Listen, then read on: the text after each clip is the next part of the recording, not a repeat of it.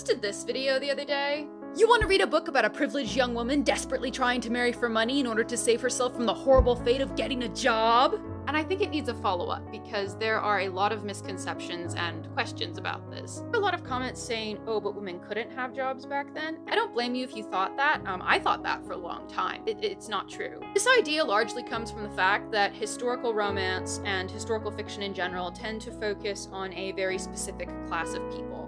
But women have participated in the workforce throughout history. We know in the medieval era about a third of guild members were women. These are respectable, legitimate professions like merchants, brewers, shoemakers. But most of the particular types of historical romances we're discussing here take place in the Georgian, Regency, Victorian eras. So let's focus on those eras. Jane Austen wrote during the Regency. And even though she didn't technically write romance herself, her books have been foundational to the historical romance genre. Her book Emma debunks this idea women couldn't have jobs pretty well. There's this character in Emma, Jane Fairfax, and everybody loves Jane Fairfax, right? She's educated, intelligent, accomplished, but poor. But Jane Fairfax at one point goes and finds herself a job. She gets offered a governess position with a respectable family.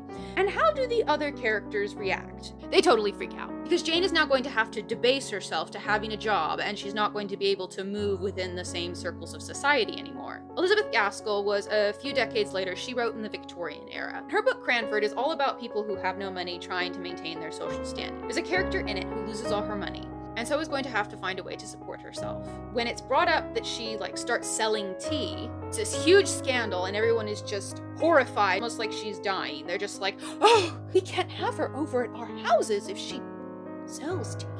So it is very much a class issue in this instance. But this kind of prejudice towards having a job doesn't just exist for women in this era. In another one of Gaskell's books, North and South, John Thornton, the male lead, worked in a shop when he was a boy. Basically, he worked in retail. And other characters in the story, they bring it up, like, did you hear he used to work in a shop? A lot of people, when they read these historical romances, I have noticed usually miss how stratified these societies were. Is there still classism? Absolutely. And it used to be way worse. Was there a lot of institutionalized sexism? Absolutely. A man who was of polite society but poor could join the clergy, could join the military, and keep his social standing. There wasn't really a female equivalent to that. But to say that women in the past could only be housewives or prostitutes like a lot of people on that video were saying, it's not true. I don't know if anyone noticed, but all of these characters are surrounded by female servants. With industrialization, you got this push to keep the women at home so that you can work the men all day in the factories, and we're still dealing with the effects of that. To say women joined the workforce in the 1940s is just not true.